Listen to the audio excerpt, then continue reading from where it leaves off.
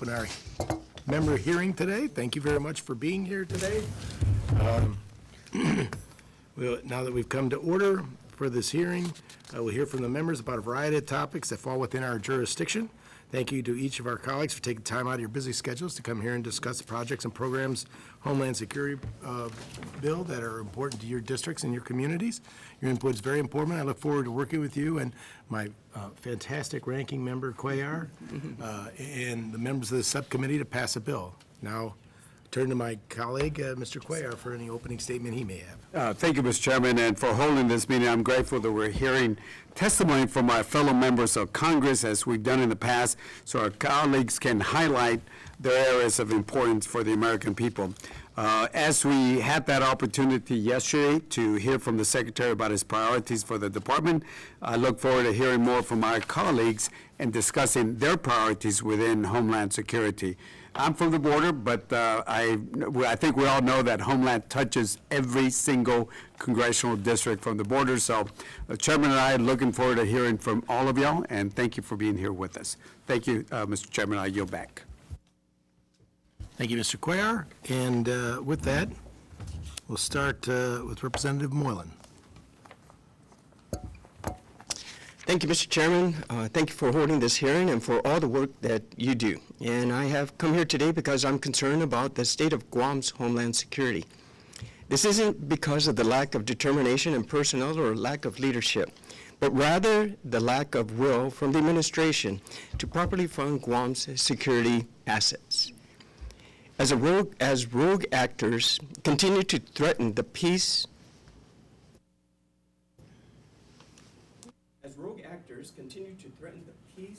in the Indo-Pacific, Guam's defense capabilities have been catapulted into the national limelight. Despite the attention, money has exclusively flowed toward the Department of Defense and has disregarded the security agencies in Guam. Local agencies like Guam Homeland Security Agency, Guam... Sir, can you hold up for a moment? Sure. Can you bring the mic up towards your, yeah, there we go. The gentleman outside who's recording wants to make sure he gets all your remarks. Okay, it's always red, so we're gonna switch to the green. Okay, there you go. All right. Just for pictures. Okay. What would you like me to do? Start from this beginning, or what's better? It's probably best. Okay.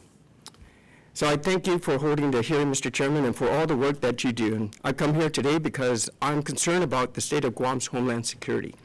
This isn't because of the lack of determination in personnel or lack of leadership, but rather a lack of will from the administration to properly fund Guam's security assets.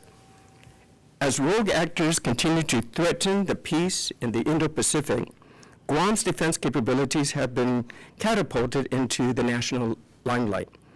And despite this attention, money has exclusively flowed toward the Department of Defense and has disregarded the security agencies in Guam. Now, local agencies like the Guam Homeland Security Agency, Guam Customs and Quarantine, and the Guam Police Department, among others, while filled with dedicated and hardworking individuals, have been seriously limited in their capabilities due to underfunding. Guam's funding problems are multifaceted, extending across maritime, homeland, and cyber fields. It is time they receive the funding they need and deserve. We have Captain Simmons, the commander of the U.S. Coast Guard Forces Micronesia Sector Guam. He stated that the Guam Maritime Search and Rescue Region is, I quote, 2/3 the size of the continental United States, that we patrol with 3 ships and 300 people, unquote. So to be clear, 3 fast response cutters are just not enough. The size and the location of Guam's area of responsibilities demand more of than just any 3 vessels can provide. Fast response cutters. Missions range from search and rescue to coastal defense, and the growing threat of illegal fishing. While 3 fast response cutters will be enough for Guam's coast, the additional of freely associated states greatly expands the area of responsibility and pushes the limits of what these fast response cutters can accomplish. As we discussed Homeland Security and the growing threat of transnational criminals and the state actors in the region, I respectfully request expanded funding for more Coast Guard vessels in Sector Guam.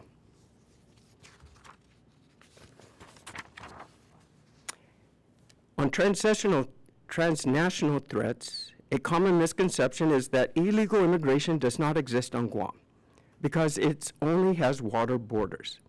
That simply is not true.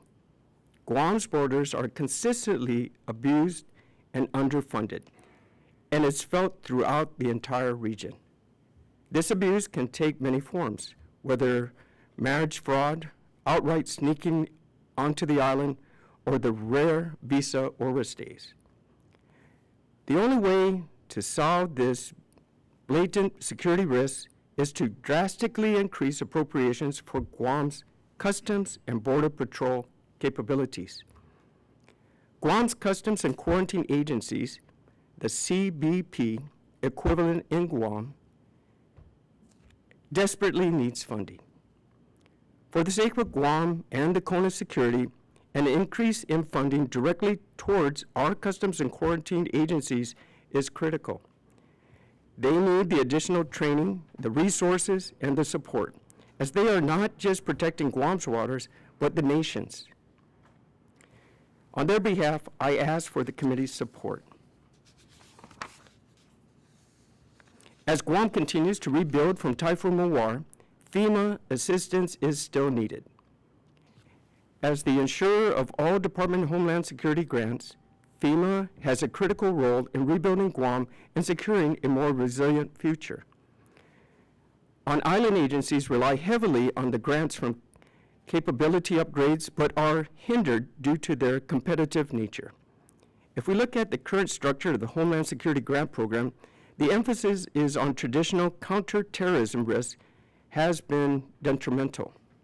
Simultaneously, this grant program disregards the growing need for threats coming from transnational organized crime and cyber attacks. So while HSGP and other FEMA grants are outdated, increasing funding for these programs would fill capabilities on Guam that they otherwise cannot afford. For all the discussion about Guam's defense readiness and what the U.S. needs to prepare for the Pacific, it is disheartening that Guam gets the bare minimum of FEMA grant money pool. This doesn't just impact my district, but also our nation. It is known that the People's Republic of China is always looking for ways to infiltrate and disrupt U.S. cyber components. While interagency cyber efforts have been created, Guam's cyber capabilities are still ignored. The most disturbing part of Guam's cyber gap is the underfunded staff. For all the cyber attacks Guam faces, it is insanity that the Cyber Infrastructure Security Agency has designated only 2 employees for the entire island. If CISA cannot afford to distribute cybersecurity personnel to a high-valued area like Guam, they need greater funding from the subcommittee. I understand that many states need cyber improvements, but if the PRC is confident enough to attack Guam's infrastructure during an extreme weather event, they will only continue to batter us. Guam has been called the tip of the spear for defense purposes, and for good reason. While the DoD and National Defense Authority Act have excelled in fortifying Guam's outer security ring, the Homeland Security inner ring still has a long way to go. Despite being essential to the U.S. national strategy, Guam's Homeland Security needs have largely been ignored. So, Mr. Chairman, I beg you to consider an increase in funding for DHS and its constituent agencies in Guam. And with that, Mr. Chairman, I thank you, and I yield back. Thank you for your message. And at this point, we'll recognize Representative Manning for her statement. Thank you so much, Chairman Joyce. Ranking Member Cuellar, and members of the subcommittee. I am deeply grateful for your leadership on this committee, and I appreciate the opportunity to testify before you today. I'm here as the proud co-chair of the House Bipartisan Task Force for Combating Anti-Semitism, which I chair together with Representative Chris Smith of New Jersey and 6 other co-chairs on both sides of the aisle, including House Appropriations Committee Chairwoman Kay Granger and Vice-Ranking Member Grace Meng. I would like to urge the members of the subcommittee to continue your strong record of bipartisan support by increasing funding for the Department of Homeland Security's Nonprofit Security Grant Program in fiscal year 2025. As you know, in the wake of the October 7th Hamas terrorist attack against Israel, we have seen a dramatic increase of anti-Semitic hatred, a heightened threat environment for the Jewish institutions and places of worship in the United States. The Anti-Defamation League has recorded a 360% increase in anti-Semitic incidents in the United States in the 3 months since October 7th. The Department of Homeland Security's Nonprofit Security Grant Program, the NSGP, is the single most effective resource for the Jewish community to protect its institutions and our communities from harm. Synagogues, Jewish community centers, Jewish schools, and many other faith-based and nonprofit institutions rely on this critical funding to keep them safe. According to the Department of Homeland Security, the NSGP enables DHS to support facility hardening and other operational and physical security enhancements for nonprofit organizations that may be at risk of attack. DHS also continues to refine the grant processes to streamline the NSGP application process through enhanced training, new methods of technical assistance, and engagements with rural and underserved communities to ensure they're aware of the purpose and requirements of this grant program. This critical program has directly benefited communities in our congressional districts across the country.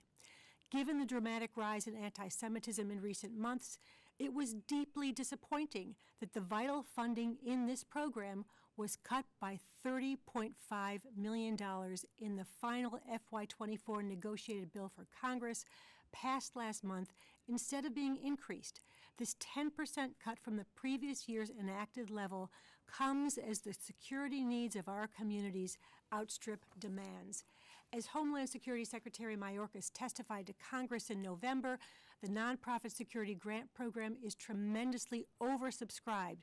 The demand for these funds from large and small institutions of all faiths far exceeds the amount of funding that we have. I believe we should pair increasing funding for the NSGP with other enhancements to improve efficiency. That is why the Countering Anti-Semitism Act, a new bipartisan, bicameral legislation I introduced this week, would require the FEMA administrator to ensure that the agency has sufficient resources and personnel needed to carry out the Nonprofit Security Grant Program. I also want to reject a recent despicable effort by some extreme far-left groups that falsely claim to speak for the Jewish community to undermine the long-standing bipartisan support for this critical programming, claiming that it provides an insidious cover for the systemic violence caused by the Department of Homeland Security. Nothing could be further from the truth. This security-focused competitive grant program helps protect Americans of every religion and background from threats. We must not let fringe, far-left groups like these endanger the safety and security of our Jewish day schools, synagogues, and other institutions. That is why we desperately need your help. I respectfully request that in the upcoming fiscal year, the subcommittee approve funding of $500 million for the Nonprofit Security Grant Program. We must urgently pass the bipartisan Senate-passed National Security Supplemental, which included $400 million in emergency funding for the NSGP. Mr. Chairman and Ranking Member, thank you for your work on this committee throughout your time in Congress and your help to fight the scourge of anti-Semitism. I'm grateful for your time today. I look forward to working together with you and members of both parties to better protect the Jewish community and counter anti-Semitism and hate. Thank you very much. Appreciate it, and I know how important those are. We certainly used them in our community as well. Representative Andrew is next. And you might want to check about pushing that farther in the back. Yeah, you know, right? Yeah, thank you. The cord in the back of that looks like it might be out a little bit, I too. appreciate you. This one's on. Good, sign on my bill. She's smart. I know you're smart because you're the only microphone that works so far. Chairman, ranking member, thank you for your good work. Thank you for allowing me to speak today. I'm here to request your subcommittee to fund investments at the United States Coast Guard Training Center in Cape May for the fiscal year 2025. It's in the Homeland Security Appropriations Act. The Training Center Cape May is the beating heart of the Coast Guard community. Every year, thousands of Coast Guard recruits come to Cape May and prepare to serve our country. It is the Coast Guard Training Center for the United States of America. It trains well over 80% of all enlisted recruits from around the country. The training center was established 70 years ago, and it really truly needs to be modernized. Deficiencies range from insufficient housing space that limits the number of potential recruits to hazardous outdoor training conditions. You know, New Jersey's not always kind in the wintertime, and they have to train outside, and it's actually not appropriate at the times that they have to in sleet, snow, driving rain, nor'easters coming off the ocean because they're right on the ocean. It's time for the Coast Guard to develop a world-class training facility that promotes recruitment and retention. It is impossible to accomplish this mission without financial resources from this Congress. The Coast Guard has identified 2 projects for Cape May in its fiscal year 2025 budget request. Both are included on the unfunded priorities lists: housing, family support, safety, and training facilities category in Addendum 1. The first request is for $15 million to survey and design a state-of-the-art indoor training facility. It's about time. This facility will enable year-round physical training, improve recruit readiness, and enhance retention, which is an issue. The second request is for $60 million to recapitalize the second stage of 3 recruit training barracks. It's important. This project will increase the number of potential recruits and, importantly, very importantly, allow for more appropriate accommodations for our female recruits. This committee funded the first barracks project 3 years ago, which is well into its design phase and is being prepared for construction. The House Transportation Committee supports all of these projects, and it has informed me of the need for $15 million upward revision for the first barracks, and it's due to cost increases due to inflation. This means that all in all, I'm requesting approximately $90 million to be appropriated throughout the fiscal year 2025 Homeland Security Bill for improvements at the Training Center, Cape May. It is a huge priority for me, but most importantly, it's a huge priority for the United States Coast Guard and for the United States of America. I welcome any questions, and I hope that we may together fund these items in that 2025 fiscal year. Thank you.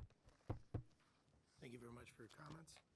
And like the wedding feast at Canaan, maybe we save the best for last, maybe? Sure. Thank you very much, Chairman Joyce and Ranking Member Cuellar. It's an honor that to be here for one of your last meetings as chair of this august committee. Thank you for the opportunity to testify on issues critically important to my home state of Arizona. Arizona is on the front lines of the border crisis like Texas. In just the first 4 months of this fiscal year, Border Patrol in the Tucson sector apprehended more than 250,000 migrants, the highest number on record. Earlier this year, I was at the border in Nogales, Arizona, to speak with Customs and Border Patrol leadership, staff from migrant service providers, and business and trade leaders from Arizona and Sonora, Mexico. I spoke with the Customs and Border Protection agents at the Mariposa Port of Entry and with Border Patrol in the field. To quote the CBP's Director of Field Operations for the Tucson sector, their number one ask is for more resources, more manpower, and of course, better technology. So I appear for you today to lift up that request, and I know you support it as well. More resources, more manpower, and better technology for our border. We took important steps in FY24 funding with your leadership, funding for 22,000 Border Patrol agents, almost $76 million to acquire additional non-intrusive inspection detection systems, $20 million for an additional 150 CBP officers to support counter-fentanyl efforts, and $650 million for the Shelter and Services program. This subcommittee understands that we do need more staff at the border. It's why FY24 funding included the funds to raise the number of Border Patrol agents to 22,000. But we must also be ensured that we can recruit and retain qualified officers. On average, it takes 400 days for CBP to hire personnel. That's why I introduced bipartisan legislation with my colleague from Arizona, Representative Juan Subcommittee, to improve CBP's flexibility in hiring, recruiting, and retaining agents, officers, employees specifically in rural and remote areas. When we don't have sufficient personnel, it's communities like mine that suffer. In December of last year, the Lukeville Port of Entry was closed for a month as DHS redirected all CBP staff to assist in processing an unprecedented surge of migrant arrivals. The closure of the port negatively impacted economies of both Arizona and Mexico during one of the busiest months for cross-border commerce and tourism. The economic impact of keeping our ports of entry open is undeniable. Last year alone, CBP processed $32 trillion in trade and collected $90 billion for the U.S. government. And in Arizona, Mexican visitors spend over $11 million per day. We must also continue to deploy cutting-edge technology on our border to disrupt the flow of fentanyl. Deaths related to the use of illicit fentanyl and other synthetic opioids have risen by nearly 200% in the past decade, and much of the fentanyl is being made by cartels just across the border. We should continue to purchase more non-intrusive inspection detection systems, provide the funding needed to install the systems, and hire additional personnel to support counter-fentanyl efforts. And Arizona is a national model for responding to the migrant surges, but the allocation of Shelter and Service Program dollars to Arizona has been disproportionate. Last year, the Southern Arizona Coalition, a group of cities, counties, and NGOs, was only eligible to apply for $12 million in assistance through the SSP, while New York received nearly 9 times that amount. Without SSP dollars, local governments and NGOs simply cannot continue to fund their response, leaving no other option than chaotic street releases in cities and towns along the U.S.-Mexico border. Not only does SSP funding the border communities limit the chaos in communities along the southern border, but it also reduces the impact to interior cities and states. Organizations like Tucson's Casa Alitas provide essential services that help asylum seekers find sponsors so that migrants arrive in the interior cities with a travel plan and a place to stay as they await adjudication of their cases, relieving the burden on city services. I urge the subcommittee to provide a robust SSP funding in FY25 that prioritizes border communities. I can't underscore enough how critical funding is to border states, and I urge the subcommittee to invest the resources, manpower, and technology that border communities rely on. Arizonans face the realities of a broken immigration system every day, as does all states across the country. We must ensure that the federal government provides the funding needed to ease this burden and keep our communities safe. Thank you again for the opportunity to testify in front of this important committee, and I look forward to partnering with you to keep our border safe and secure. Thank you. Thank you. And I had the opportunity last year to go down with Representative Subcommittee and do a full tour of the area. And I understand completely where you're coming from. I just wish we had more money in order to accommodate those type of things. Anything from Representative Cuellar? A lot of good ideas. Appreciate it. Yes. Thank you. Thank you all for being here today. Certainly appreciating for your colleagues on how best to do this. I think it's part of the system that gets, people give the idea of what they call member-directed resources or earmarks a bad name. Who better than your local representative working in concert with your state and local officials to discern where this money could best be spent? So I appreciate the input on it, and good luck. Thank you. Thank you. Yeah. By the way, you're all welcome to come down to Cape May in the summer. It's spectacular.